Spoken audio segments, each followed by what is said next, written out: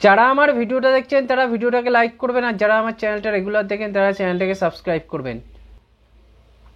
মোহামেডানের investor নিয়ে একটা খবর আছে। মোহামেডানের ইনভেস্টার যে আছে বাংকার হিলের পক্ষে একা পুরো আইএসএলের একটা বড় দল মোহামেডান, সেই দলকে পুরো ভালোভাবে চালানো একটু কষ্টসাধ্য মনে হচ্ছে। তাই মোহামেডান আরেকটা ইনভেস্টর জোগাড় করতে চেয়েছিল।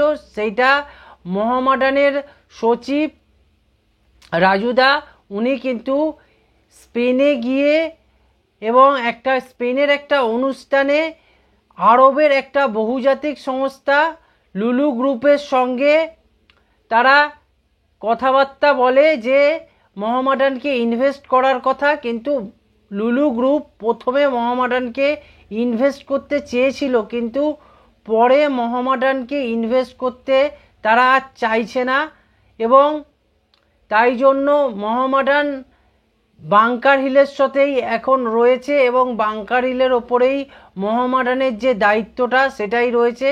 কিন্তু মোহামেডান চায় যে আরও একটা ভালো ইনভেস্টর আসুক, যাতে করে মোহামেডান খুব ভালো একটা দল করতে পারে আইএসএলে।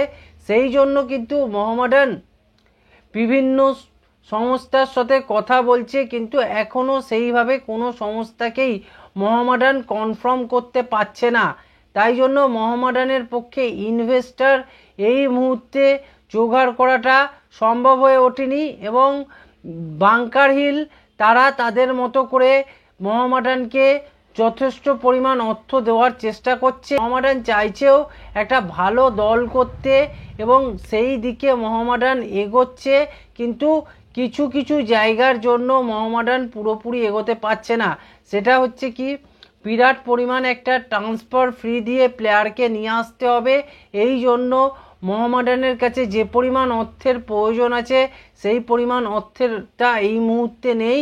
তাই জন্য মোহামেডান বিভিন্ন প্লেয়ারকে আনার ইচ্ছা থাকলেও তারা কিন্তু আনতে পারছে না, শুধু একটাই কারণে, না মোহামেডানের ইনভেস্টর যে আছে সেই ইনভেস্টর বাংকার হিল একা এই এত বড় একটা আইএসএল টুর্নামেন্টকে চালনা করা তাদের পক্ষে একটু কষ্টসাধ্য তো লাগছেই। তার থেকে বড় কথা, যদি বাংকার হিল ছাড়াও আরও একটা ভালো ইনভেস্টর, যেসব লুলু গ্রুপ এদের সঙ্গে যদি কনফার্ম হয়ে যায় কথাটা, তাহলে কিন্তু মোহামেডান আর একটা ভালো ইনভেস্টর পেয়ে যাবে, এবং এই ইনভেস্টরের জোরেই কিন্তু মোহামেডান একটা দুর্দান্ত ভালো টিম বানানোর চেষ্টা করবে। তাই দেখা যাক মোহামেডান কেমনভাবে তাদের ইনভেস্টর আগামী দিনে জোগাড় করতে পারে কিনা। আর সবচেয়ে বড় কথা হচ্ছে, এই ইনভেস্টরটা যত তাড়াতাড়ি মোহামেডান জোগাড় করতে পারবে তত তাড়াতাড়ি মোহামেডানের জন্য ভালো, কেননা মোহামেডান তত তাড়াতাড়ি একটা ভালো দল বানাতে পারবে। যদি মোহামেডান এই ইনভেস্টর জোগাড় করতে বিলম্বিত করে, তাহলে কিন্তু মোহামেডানের পক্ষে দল বানানোয় একটু বিলম্বিত হবে, এবং ভালো প্লেয়ার যারা ভালো ভালো ক্লাবের হয়ে খেলছে এবং ভালো ভালো পারফরমেন্স করেছে এই আইএসএল জুড়ে, তাদেরকে কিন্তু নিতে গেলে একটা ট্রান্সফার মানি দিতে হবে। সেই মানিটা কিন্তু মোহামেডানকে পে করতে গেলে ভালো ইনভেস্টর চাই। তাই জন্য মোহামেডান তাদের যথাসাধ্যভাবে চেষ্টা করছে। ওই জন্য কিন্তু মোহামেডানের বিভিন্ন ট্রান্সফার রুমার্স বা ট্রান্সফারের খবরগুলো খুব তাড়াতাড়ি আসছে না। তাই এই বিষয়টা মাথায় রাখার দরকার আছে যে একটা বিরাট অঙ্কের টাকার জন্যই মোহামেডান কিন্তু একটা ইনভেস্টরকে দেখছে।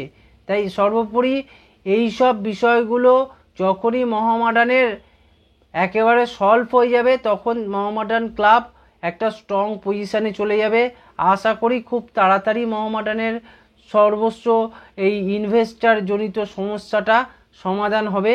তাই আমাদের পক্ষ থেকে এটাই বলবো যে তাড়াতাড়ি মোহামেডান ইনভেস্টর শর্ট আউট করে ট্রান্সফার মার্কেটে নামুক, এবং ট্রান্সফার মার্কেটে বিভিন্ন প্লেয়ারকে তারা তাদের দলে নিক। এই ছিল আজকের ভিডিও। আপনারা চ্যানেলটাকে সাবস্ক্রাইব করুন, ভিডিওটাকে লাইক করুন, ভিডিওটাকে শেয়ার করুন।